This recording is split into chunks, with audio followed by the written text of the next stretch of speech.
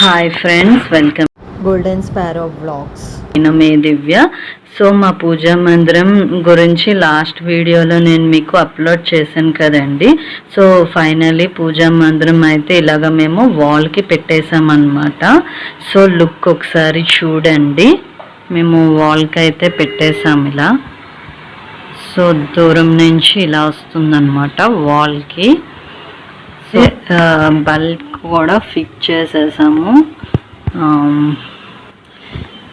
Next ఇలా పూజ గది open చేస్తే కానీ మేము ఇలా ఓం పెట్టేశారు మా అత్తయ్య గారు అయితే. అండ్ ఇక్కడ చూసారా కిందన మేమైతే వాల్ పేపర్స్ ఇలాగా స్టిక్ చేసేసామన్నమాట. ఎందుకు అంటే ఆయిల్ మరకలు అవేమీ పడకుండా ఉండడానికి అన్నమాట. సో అందుకనే కిందన ఇలా వాల్ పేపర్స్ అనేవి స్టిక్ చేసేసాము. అండ్ ఈ ప్లేట్కి కూడా మనం వాల్ పేపర్స్ స్టిక్ చేసేసామండి మేము. సో ఫైనల్గా మా పూజ మందిరం లుక్ అయితే ఇలా ఉంది. అండ్ పూజ అయిపోయిన తర్వాత కూడా నేను మీకు వీడియో అనేది షేర్ చేస్తాను, ఓకేనా?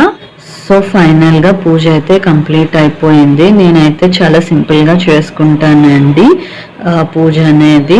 అండ్ దేవుడి పటాలు కూడా కొన్నే పెట్టుకున్నాను, ఎందుకంటే పూజా మందిరంలోని ఎక్కువ దేవుడి పటాలు సరిపోవు కదా. సో అందుకని చెప్పేసి కొన్ని దేవుడి పటాలు మాత్రమే పెట్టుకున్నాను. నేనైతే చాలా సింపుల్గా చేసుకుంటానండి పూజ అనేది. నాకు ఫస్ట్ నుంచి ఎలా అలవాటో సో అలాగే చేసుకుంటాను అన్నమాట పూజ. అండ్ ఇంకా ఒక వెండి వినాయకుడిని పెట్టానండి. ఇక్కడ ఒక వెండి వినాయకుడు ఉంటారు అండ్ పక్కన ఒక వెండిది వినాయకుడు ఉంటారు కదా. అండ్ తర్వాత ఇటుపక్కేమో నుంచి అన్నపూర్ణాదేవిని పెట్టుకున్నానండి.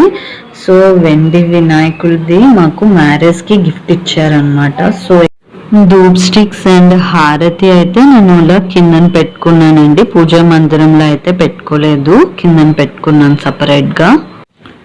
సో వీడియో మీకు నచ్చినట్లుగా అయితే లైక్ చేయండి, షేర్ చేయండి అండ్ సబ్స్క్రైబ్ చేయండి. Bye friends.